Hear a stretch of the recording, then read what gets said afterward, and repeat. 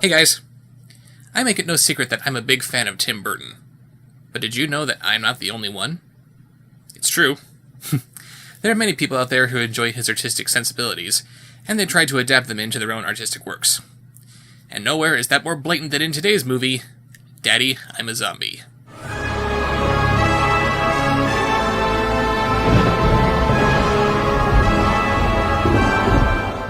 We opened on our main character, Dixie, griping about how the world sucks since her mom left her dad. Apparently, she couldn't put up with being the wife of a mortician anymore, so out she went. It would also appear that Dixie took her mom leaving so hard that she apparently never left her room since that fateful night. Just look at all this dust that's been building up over the years. Talk to your mother. Let her know how you feel. She's too busy talking to her plants.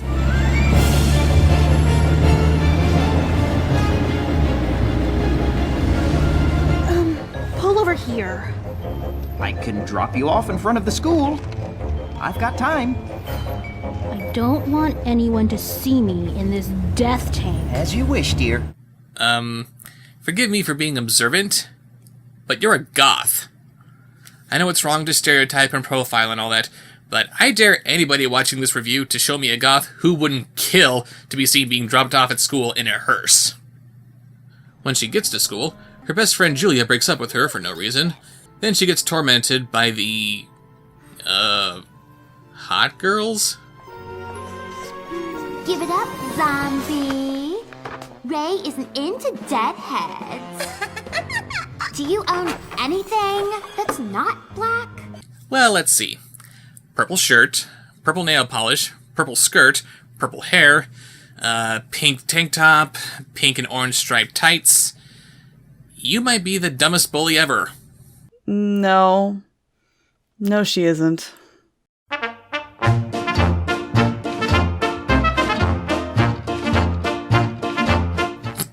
stand corrected. And this guy isn't into deadheads? Maybe that would mean something if every girl in school didn't look like a corpse.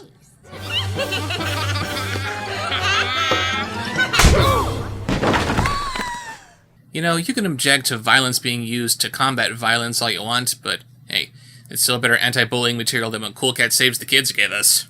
Leave us alone right now! The next day at the local fair, Dixie bumps into her tormentors who only want to apologize for their rude behavior. One Admiral Akbar clip later, it's revealed that what they really wanted to do was show her best friend making out with her crush.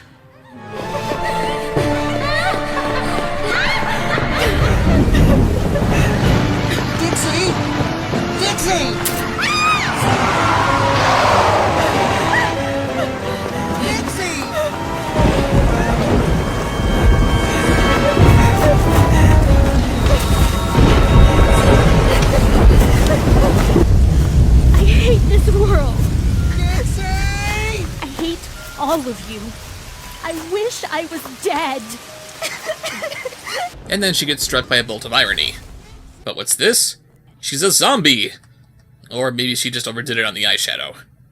And her right arm is already decomposed away? It's obvious that Tim Burton's corpse bride is one of this movie's heaviest influences, but at least it was implied that some time had passed between Emily's death and when we finally met her for the first time. How long has Dixie been dead to experience this kind of decomposition? You're trying too hard, movie. She tries to escape from the cemetery, but it's surrounded by a bunch of werewolves and minotaurs that the movie calls Dark Angels. Why not just call them werewolves and minotaurs?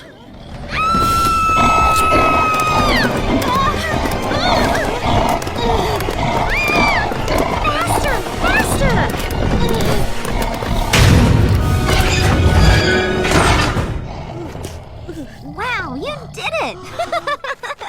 Come, look at them. It's like you slammed the door right in their faces.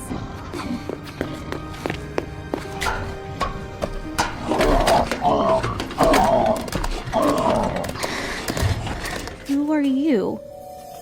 My name is Isis. ISIS? Yes, hello, U.S. Air Force? I found her! I found ISIS!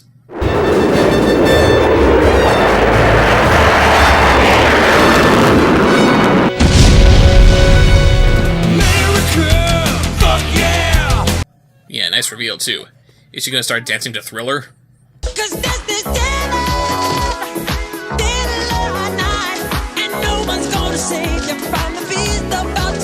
I could use a good bath. It's such a shame that water destroys zombies.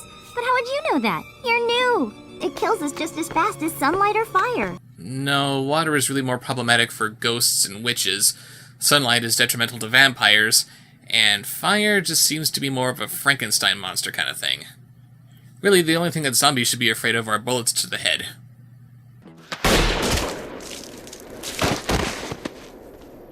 So yes, Dixie is a zombie, and she's objecting to it. You'd think a goth who was literally wishing that she would die not 5 minutes ago would be a little more accepting of this. Isis drops a bunch of exposition about how all the other zombies in the world have been taken by Nebulosa, but all I can focus on is how horrible this animation is. It's not Video Branketo horrible, but man, is it bad.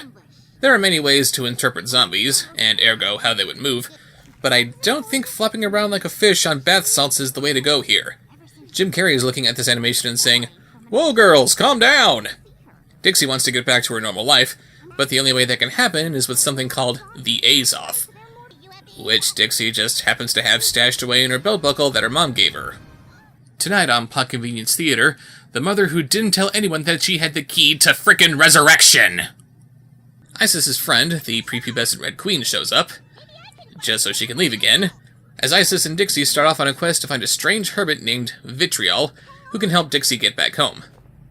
We meet our antagonist, Nebulosa, maintaining her collection of bonsai trees. Because when you think of evil witches who want to take over the world with an army of zombies at her command, you think of maintaining bonsai trees.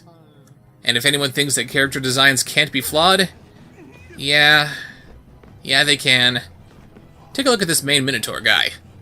When you have a creature this massive and hulking, giving it ridiculously disproportionate tiny hands is something of a turnoff. And you know what they say about men with small hands? Oh, a few more attacks, and you will have captured every zombie in the region!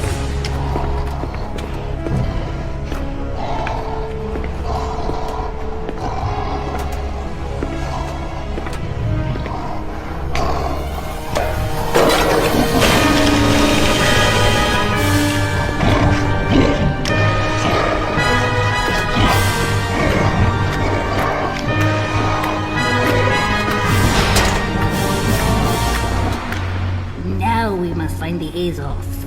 Oh, you are so intelligent.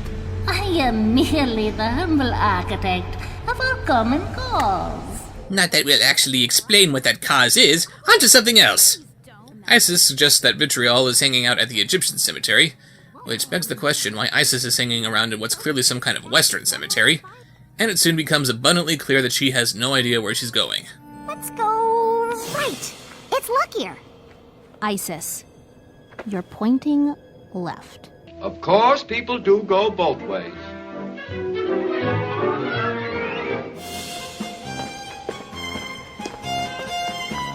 Is it F-13? Oh no! No one should go anywhere on F-13! Chill! It's not Friday the 13th. 1. Why did Isis call it F-13 instead of Friday the 13th? If Dixie could say Friday the 13th, then why couldn't Isis? 2. Friday the 13th being regarded as something that's unlucky is usually a Western superstition. What significance does this have to someone from the Middle East? It isn't long before the Dark Angels find them.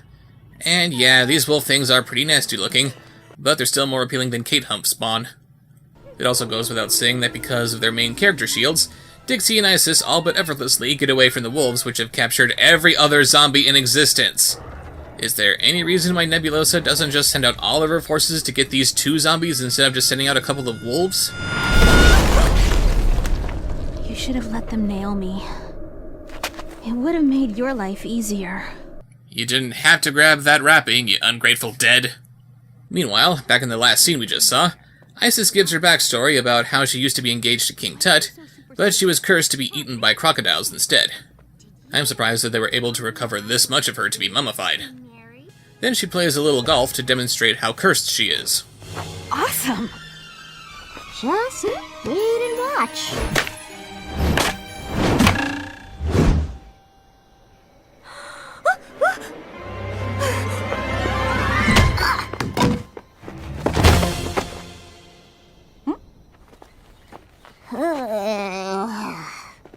See what I mean?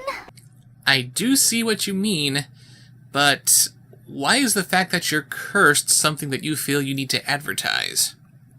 We briefly cut back to Nebulosa, who blasts the ever-loving shit out of her little jester because he stepped on one of her trees.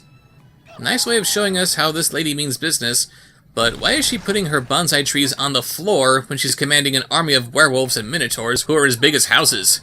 She might want to invest in some shelves, is all I'm saying. What are we exactly? Why are we trapped in these gross bodies covered in maggots? We're zombies, because we left unfinished business back at home. That's ghosts. Ghosts have unfinished business. You are zombies. You're the result of radiation from a fallen satellite from outer space, or a weaponized virus gone horribly wrong, or you're part of some little girl's elaborate scheme for an anti-bullying campaign. And Isis, you've been dead for thousands of years. If you're aware of the concept of unfinished business, why haven't you done anything to make it less unfinished? Can this open the door that leads back home? Yes, your undead, slightly decayed vagina opens the door that leads the way back home. Thanks for that imagery, movie! Since the movie decided that these two should be best friends without them actually doing anything together that would make them best friends, Dixie gives Isis her best friend bracelet. This will remind us to always stick together. Like bread and butter. Once you spread butter on bread, the two can never separate. They stay stuck to each other forever. Bread and butter. Aw, that's adorable. They're using euphemisms because this movie couldn't be bothered to give these girls actual chemistry. Then they run into a scarecrow, which is apparently protecting a cornfield in the real world. What if the mortals find us? You know how psycho they get when it comes to zombies? They'll chase after us with pitchforks and call us names! But it isn't really a scarecrow, it's just a pirate zombie that's dressed like a scarecrow. Got this, scallywag. Run for cover! Fire away! Dead men tell no tale! Don't you just love it when a movie clearly has no idea what it's trying to do?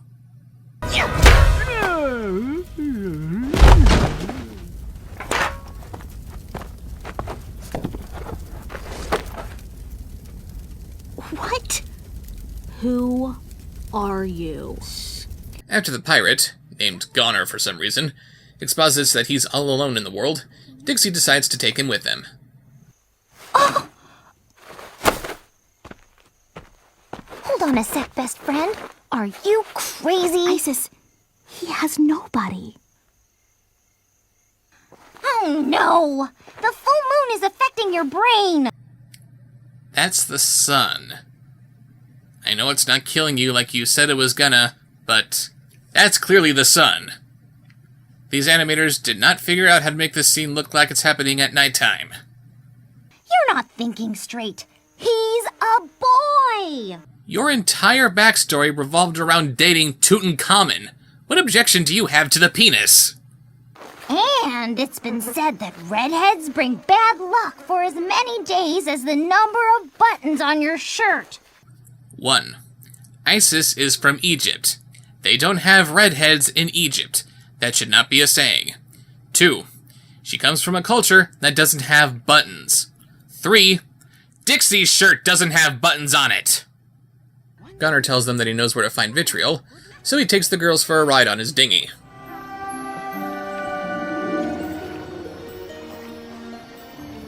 Where'd you learn to sail? I grew up alone on the streets of London since me parents abandoned me. Are you sure? It sounds more to me like you were born on the mean streets in Dublin. As nightfall gets even darker somehow, they stop at a local hermitage to spend the night. Is that how all you young lasses dress today? No, only bad people like me. Just because you wear black threads, you're considered an outlaw.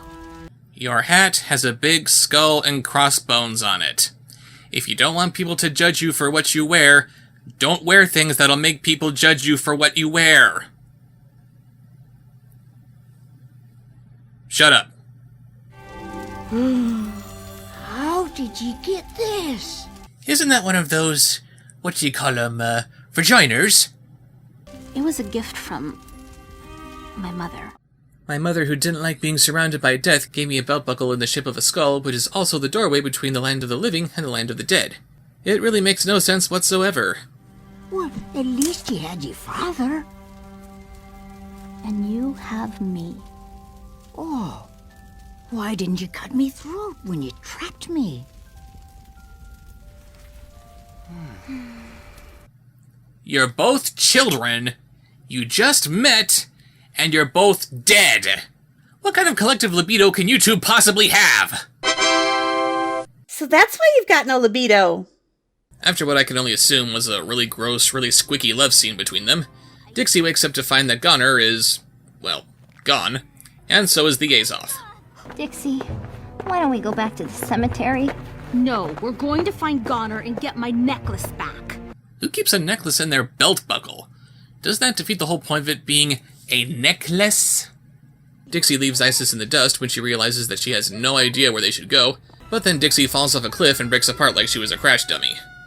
It isn't long before the Dark Angels find Goner, then he shows them the Azoth, and they take him to Nebulosa. Why didn't they just eat him and take the Azoth back themselves? Why are they letting him live? He's got nothing to do with them or their plans. Isis follows him and says that she's the novice that they need for the Azoth to work, so they take her to Nebulosa too. Since these Dark Angels apparently had no idea who Dixie is, who exactly were they looking for out here? The Azoth. But where is the young maiden? Take her away and prepare my path with her blood. I need her for the Azoth to work, but be sure to drain her of all her blood first. Wait. We jump back to the real Dixie, whose remains are found by Van Helsing from the Vampires? Wow, there's a reference I never thought I'd make again.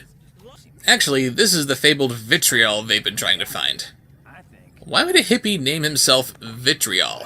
I thought hippies usually name themselves after rainbows and love and that kind of crap. He puts her back together like some kind of necrophilic pedophile, and tells her that Nebulosa has the Azoth.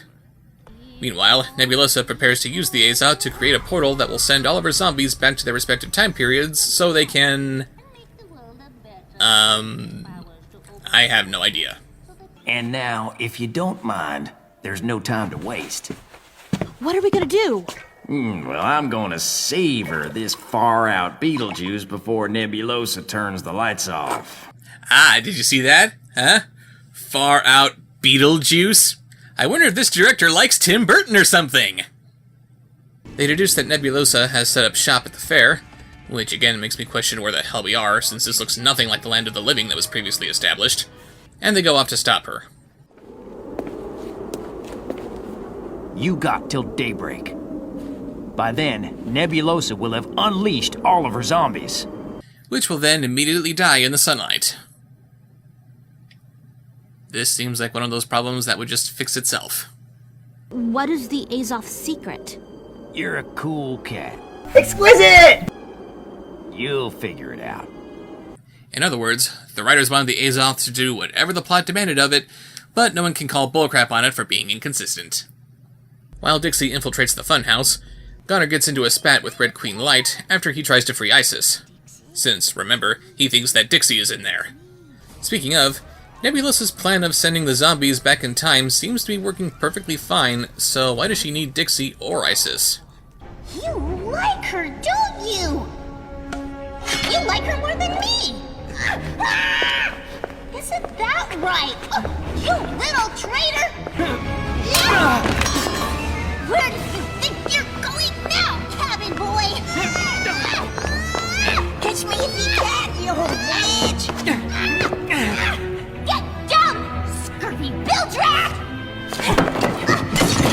Come up here if you dare! Codsucker! Wait, what? Codsucker! Can they say that in kids' movies now? Okay, she says cod sucker, but come on. They had to know what that sounded like. Anyway, she demands to know why Gunner tried to save Dixie. Do you really want to know? Jolly Roger, she's hot. I love every inch of her maggot-ridden body. Aye, she's me own buxom beauty. 1. Ew. 2. No, she isn't. This is a buxom beauty. Get your made-up moods right. Then she's defeated by falling into a pool of water, which looks like it's trying to beat gremlins for sheer grossness. If zombies die instantly, and rather horribly, from water, why is there a pool in the middle of this room which anyone could easily fall into? OSHA's gonna tear this place a new asshole! Dixie forgives Gunner, for some reason. Then she grabs the A's off while Nebulosa conveniently leaves to grab what she thinks is the novice. Oh, Isis. Oh, don't be alarmed. She's with me. Dixie! Leave her alone! Return the Azor, or she's going for a swim. All right. No, don't give it to her. It's what I have to do. Please don't hurt her. Join me, and we can use the power of the Azor to avenge all of the injustice committed against us. That's right. You can fight for the chance for zombies to have equal voting right. No. You can fight for the zombies to do whatever they want with their bodies. No, they just kind of lay there and rot, don't they? I know. You can fight for the zombies' rights for free speech, except they don't really talk. What injustices toward the zombies are you fighting against again? Come to think of it, you're the one abducting and enslaving zombies for your own benefits. If anyone is committing injustice towards the zombies, it's you.